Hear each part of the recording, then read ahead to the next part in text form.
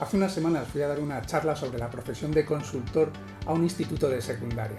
Bueno, realmente es una profesión un poco más difícil de explicar que un cocinero, que un piloto o que un abogado. Creo que este vídeo os va a ayudar en el caso de que estéis pensando en dar un giro a vuestra carrera, emprender una nueva o elegir cuáles son los estudios que vais a preferir para realizar en la universidad. En el primer minuto de la charla un chico levantó la mano y me comentó que él ya sabía lo que era un consultor, que es alguien a quien las empresas llaman cuando tienen un problema. Bueno, sí, aunque eso también nos valdría en el caso de un fontanero o incluso de la policía. Te voy a contar cuál ha sido mi experiencia como consultor en estos años y tú serás quien diga si te resulta interesante o no.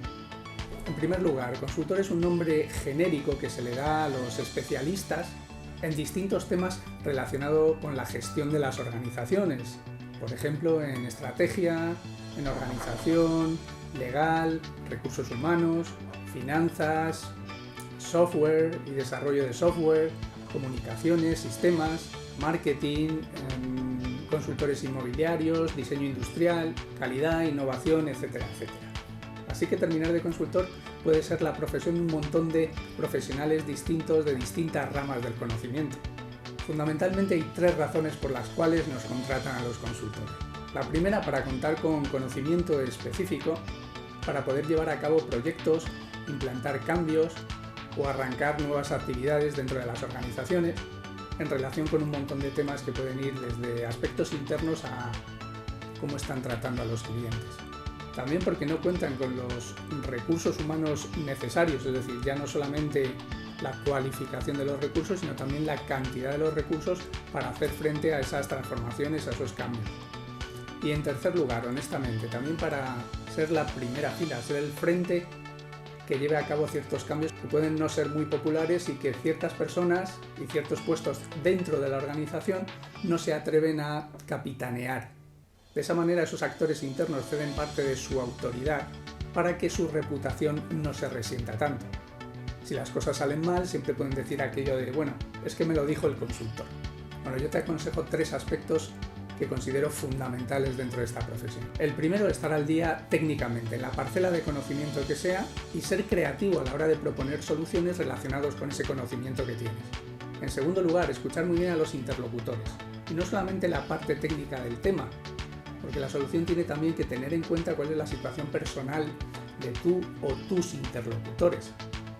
De manera que aunque tú sepas que la solución es una muy concreta, puede ser que no sea posible por el nivel de interlocución, por la autoridad que dentro de la organización pueda tener la persona que en concreto te ha contratado. Y en tercer lugar, una señal fundamental de profesionalidad es hacer un enfoque, un diagnóstico previo que sea realista.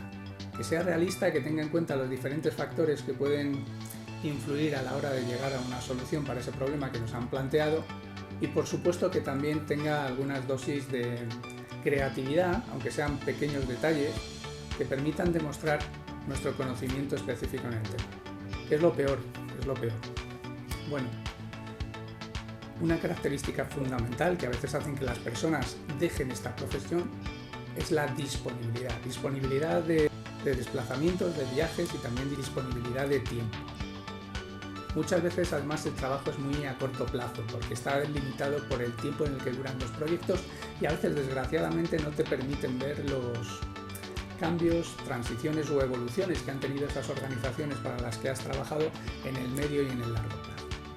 A veces sí, porque te permite concatenar proyectos, o los proyectos grandes hacerlos en proyectos modulares y finalmente sí que vas viendo la evolución de tu cliente. Es cierto que en general la consultoría es un negocio, es un mercado bastante cíclico. Normalmente cuando tus clientes van bien, tu negocio va a ir bien también. No siempre pasa. Por ejemplo, hay mucha consultoría de tipo legal que precisamente crece cuando hay problemas dentro de las organizaciones. Pero vamos con lo bueno. Por ejemplo, cuando hablaba de disponibilidad, también significa flexibilidad. En general se entiende que el profesional consultor es un profesional responsable y que puede trabajar con un mayor grado de flexibilidad. Te vas a encontrar personas de distinto tipo, pero normalmente se te supone un grado de conocimiento mayor que la media, lo cual te permite hacer propuestas incluso a veces un poco arriesgadas, simplemente porque alguien te ha puesto la etiqueta de consultor. Para mí es fundamental todo lo que llegas a conocer. Es verdad que te obliga a un esfuerzo por aprender, pero a los que eso nos gusta y nos gusta ir viendo los avances del conocimiento y de la gestión en diferentes áreas, pues es algo que apasiona. Si no te da miedo el estar aprendiendo continuamente, aspectos técnicos, investigaciones, también de tus clientes y por supuesto de tus compañeros de proyecto, pues posiblemente esta profesión te pueda agradar más. Bueno, espero que te haya gustado el vídeo acerca de la profesión de consultor y que tengas bien claro cómo es que nos ganamos la vida. Si en cualquier caso tienes cualquier duda, cualquier consulta o quieres profundizar en algo, hazme tus preguntas en los comentarios del vídeo. Estaré encantado en responder las preguntas relacionadas con esta profesión. Hasta muy pronto.